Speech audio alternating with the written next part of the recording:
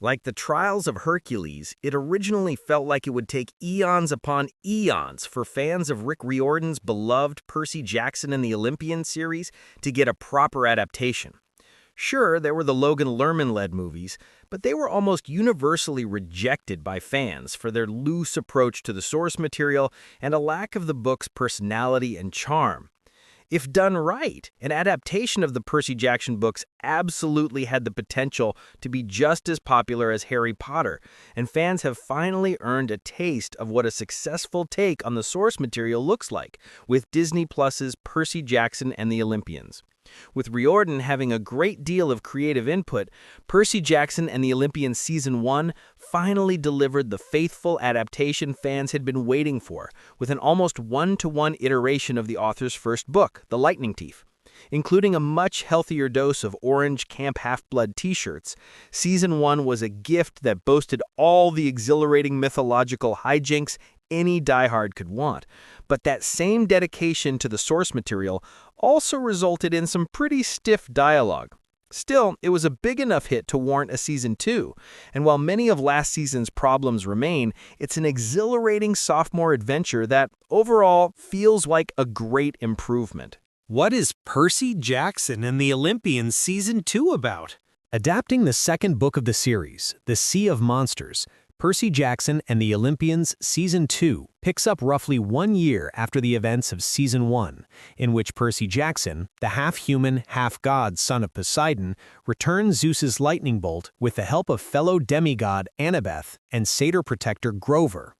Not only has Grover gone missing during his quest abroad to find the lost god Pan, but Percy and Annabeth return to Camp Half-Blood to discover that the magical tree that protects the camp from outside threats is dying, thus putting all of the Greek gods' children at risk. Alongside their new Cyclops companion, Tyson, Percy and Annabeth are charged with venturing to the island of Polyphemus to retrieve the all-powerful Golden Fleece before their friend-turned-enemy Luke finds it and uses it for his own dastardly plans. Once again, Rick Riordan and co-creator Jonathan Steinberg have crafted an effectively accurate adaptation, bringing this modernized take on Greek mythology to life like never before. The world of Percy Jackson has always been charming for combining contemporary features with fantastical ones, and that pairing feels even more organic in Season 2. Elements like a cruise ship full of supernatural beings from across time never come across as over-the-top or out of place, while obvious pop culture references are still natural and endearing amidst all the high-stakes mythology. Perhaps the biggest improvement from Season 1 is the larger-scale action on display, which includes a riveting chariot race, as well as an impressive ship battle in the eye of a massive storm.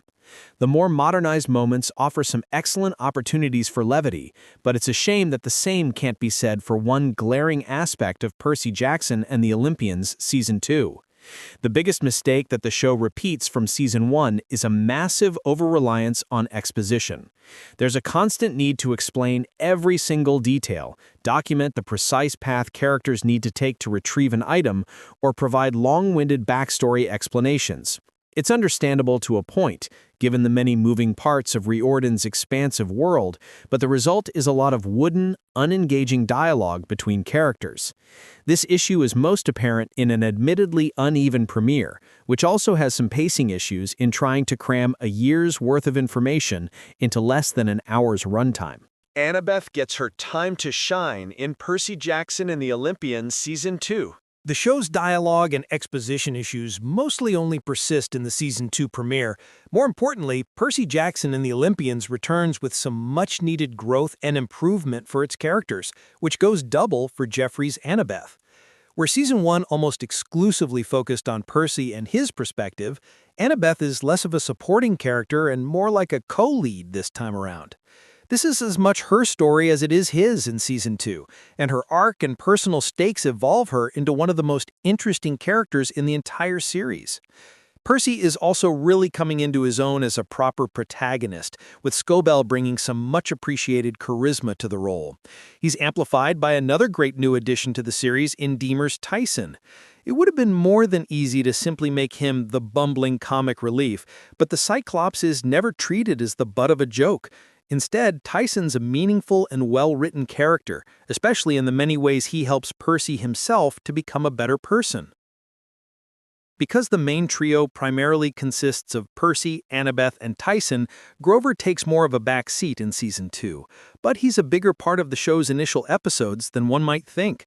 The extra time also allows for a bit more development into Percy's longtime rival, Clarice, who faces a compelling moral dilemma once she becomes the captain of a rowdy crew of undead sailors.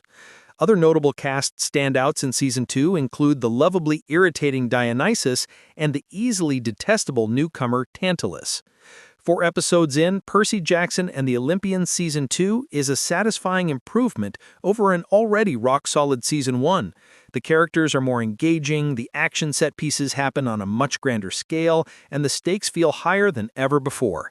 Things do get off to a fairly rough start with an uneven premiere that boasts many of Season 1's dialogue and pacing issues, but they become less noticeable, and subsequent installments only get better and better. If Season 2 continues that same momentum with its remaining episodes, then there's no reason why Percy Jackson's saga shouldn't continue for as many seasons as it takes to adapt the rest of Riordan's books. The first 2 episodes of Percy Jackson and the Olympians premiere Wednesday, December 10 on Disney+.